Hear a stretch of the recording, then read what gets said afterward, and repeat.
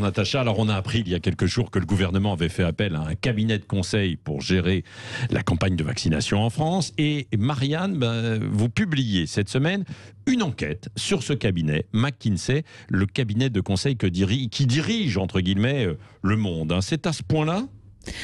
Pour tout dire, en fait, ça faisait déjà quelques temps que les journalistes de Marianne travaillaient sur McKinsey parce que, les citoyens n'ont peut-être pas remarqué, mais en fait, ce nom-là revient très souvent quand il s'agit de politique, de gestion de crise, de fusion entre multinationales. Alors, comment un cabinet de conseil américain se retrouve-t-il à piloter une politique comme celle de la vaccination en France à la place de notre administration ? Déjà, McKinsey, c'est 18 000 collaborateurs dans 140 pays du monde. Le cabinet est implanté en France depuis 1964 et la liste de ceux qui y sont passés, elle est longue comme le bras.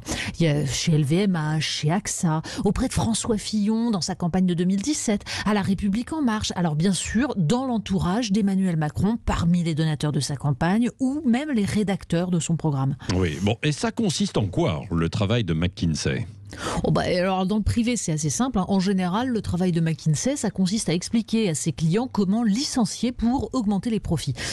Pas seulement dans le privé, bien sûr, mais souvenez-vous, France Télécom, à l'époque, c'était McKinsey qui était à la manœuvre. Chez Péchinet aussi. Alors on apprend aussi d'ailleurs que McKinsey, par souci du bien public, ça c'est ce que nous a dit Jacques Attali, avait dépêché gratuitement 3 ou 4 conseillers auprès de la commission Attali sur la libération de la croissance, dont le co-rapporteur, souvenez-vous, était un certain Emmanuel Macron. Mais surtout, McKinsey produit des rapports en tout genre dont le but est d'influencer les politiques publiques.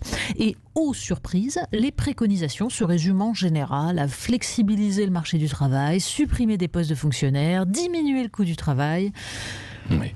Mais ce que montre l'enquête de Marianne, c'est que l'influence de McKinsey est encore plus vaste que cela. Alors déjà, en Allemagne, au Royaume-Uni, que ce soit dans la gestion de l'État ou celle des entreprises, en fait, ils sont partout, rien ne se passe sans eux. Et même dans des domaines comme l'éducation, par exemple. Vous avez entendu parler des enquêtes PISA qui comparent les performances des élèves de 15 ans. Et bien derrière, McKinsey fait des rapports pour suggérer aux différents pays les réformes pour être compétitifs. Et dans tous les pays développés, l'éducation, sous leur influence, n'est plus un moyen de former des hommes libres, mais un capital dans la compétition mondiale. En fait, McKinsey, c'est le plus puissant des soft power, l'instrument de contournement de la volonté des peuples, une manière de perpétuer le système quoi qu'il arrive au nom de l'expertise. Voilà, donc pour cette découverte de McKinsey, ils répondent aux questions quand on les interroge, pas Natacha Polony ou pas ? Ils répondent aux questions qui les arrangent, mais pas à celles qui sont cruciales, c'est toujours la même chose.